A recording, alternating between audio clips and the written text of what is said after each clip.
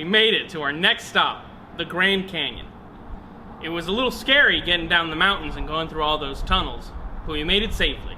The Grand Canyon is 277 miles long, and at its widest point stretches to 18 miles wide and is 6,000 feet deep. A man named John Wesley Powell led the first expedition down into the canyon in 1869 and named it the Grand Canyon. We made it from the highs of the Rockies to the lows of the Grand Canyon. Speaking of lows, sometimes we can feel low in life. It's hard to feel low when we're on this amazing adventure, but there are definitely times when we feel sad, worried, or even despair. You're absolutely right, Francis, but what can we do? Well, there's something much bigger and better than all those things. Hope. Hope lets us keep going, even when times get dark, like when we went through those dark tunnels. Man, you're speaking the truth, Francis. Oh, and there's Brandon and Tina. Maybe they should hear this one too. I heard you guys talk about the dark tunnels. Yeah, that was really scary. I thought it was never going to end. But we made it through. There's always a light at the end of the tunnel, and that's why I like hope. But where does hope come from? Well, just like the train's engine gave us the power to get through the dark tunnels, God's power gives us hope. God's power gives us hope. Wow, is there anything God's powers can't do? I don't think so. But how can the power give us hope? What are we hoping? Our hope comes from the fact that God loves us and is always on our side. And our hope is that no matter what we face in life, God is bigger and His power is greater. Wow, that makes a lot of sense. Yeah, God's power gives us incredible hope. But our engine almost overheated on the way out here to the desert, so I need to go take care of old Bessie. I'll talk to y'all later. Bye, Francis. Hey, Brandon, why don't we go see what our friends are up to? Sounds good. All right. Have fun.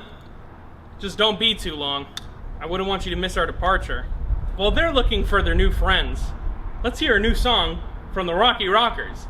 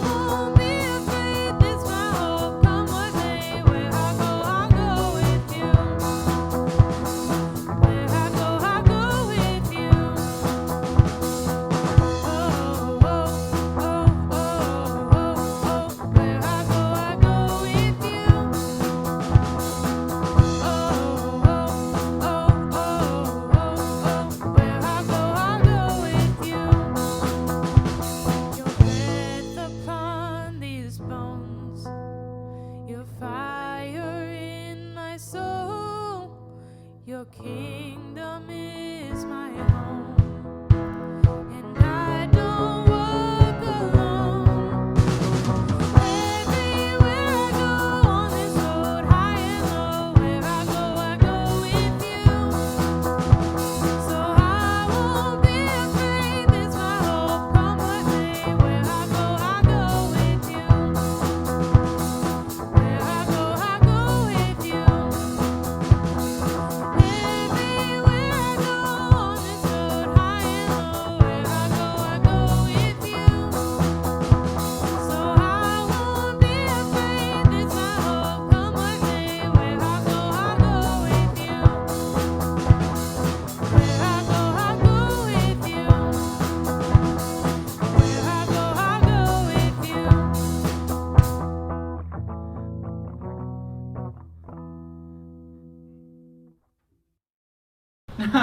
Was that a funny joke, Regina? How about this joke?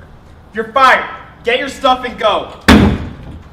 Richard, you're back, and you found your hat as well. But, where's Regina? I had to let her go. It wasn't really working out with her as sous chef. Oh no, that's sad. Yeah, sometimes sad things happen, but we shouldn't lose hope. That's true. And today's snack is all about that. Let me show you. Today we're going to be making a bagel train tunnel. Alright guys, so for today's snack, you're going to start off with your knife, bagel, plate, and cream cheese.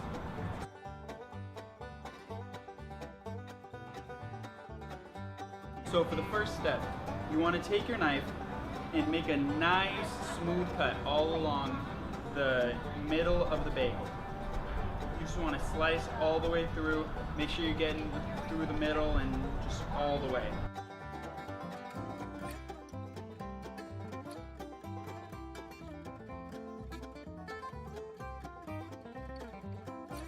Then, you want to open up your cream cheese, make sure the seal's off, get a big old hunk of cream cheese on that knife, smooth it all along the inside of both halves of the bagel.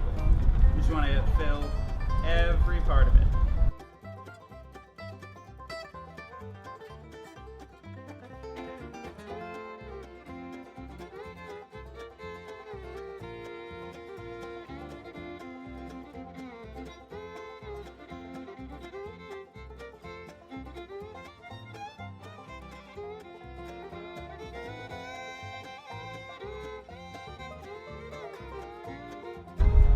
Then once you do that, you want to put the bagel back together and slice in half the other way to make two half circles.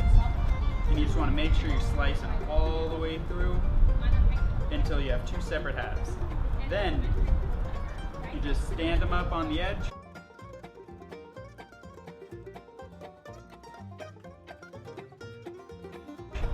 And you have a little cream cheese bagel tunnel.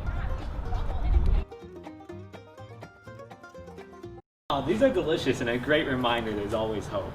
There's always light at the end of the tunnel. Oui, oui, au revoir, my two favorite tourists. Bye!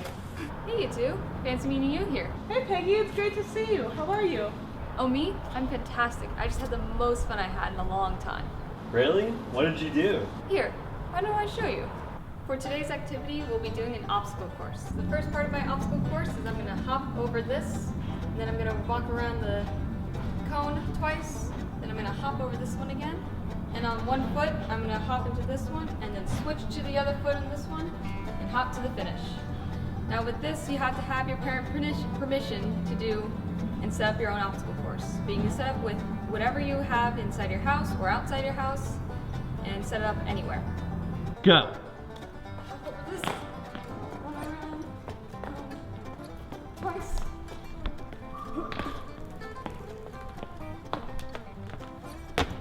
Finished. With an obstacle course, you can race your friends or your family or siblings, and you can see how fast you can go. You can do whatever you want with the obstacle course. Whew, that was a lot of fun. Who knew you could have so much fun with things you just find around the house? Right. You can find fun anywhere if you look hard enough. Well, thanks for teaching us, Peggy, but I think we ought to get going. Of course. I hope to see you soon.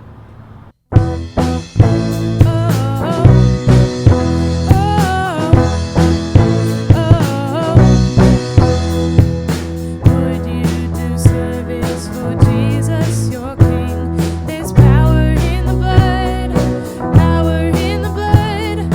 Would you live daily His praises to sing?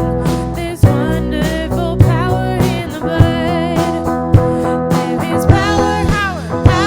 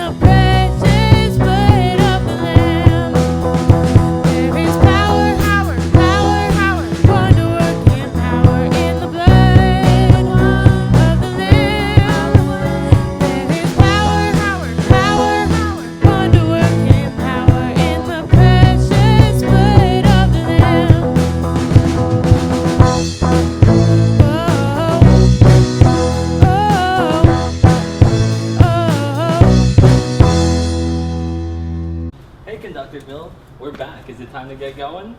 Yep, just about. Why don't you two climb aboard? And we'll be off. Alright, thanks.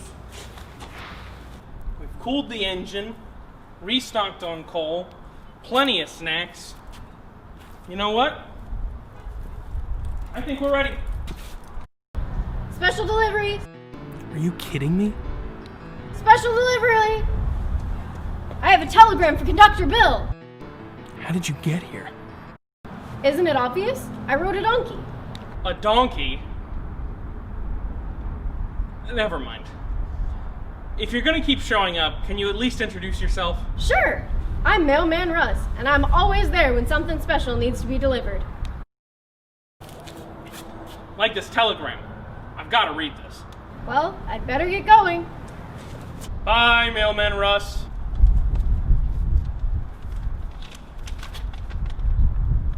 Another important message from Susan. I've got to dial this in.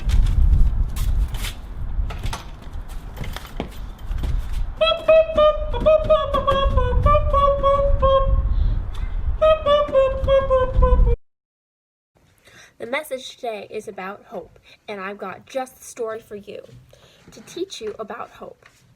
Hope can be so important when we are in the dark times, and God's power can give us hope. The story can be found in Acts 27 if you want to read it at home with your parents, but here's what actually happened. Now, this story is all about Paul, a man who was once named Saul. Saul, kind of funny.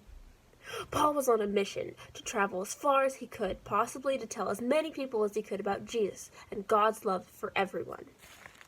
So Paul was boarding a boat with a group of people that would set sail soon, but Paul knew that it was a bad time of year for sailing, and he warned the group that they should wait a bit so they didn't get hit by any big storms. The men didn't want to listen, so they set sail anyway. And just like Paul warned, they got hit by bad waters, worse winds, and they lost control of their ship. But Paul got a message from God. He told the men, as bad as things get, even if we lose some of our supplies, all of us will survive this storm. What a message of hope that was. It was just what the men needed to hear at that time. When was the time that someone gave you hope? And you know what I hope? I hope that I'll be able to leave this bunker soon, but until then, I'll be coming to you each week with a new important message. So I'll see you then. Thanks, Susan. It's great to know that God will always send us help when we need it. If we're going to stay on schedule, we've got to keep this train moving. You won't believe where our next stop is. Francis, give us some power. You got it, boss. See you all next week. All aboard! Next stop, South Dakota.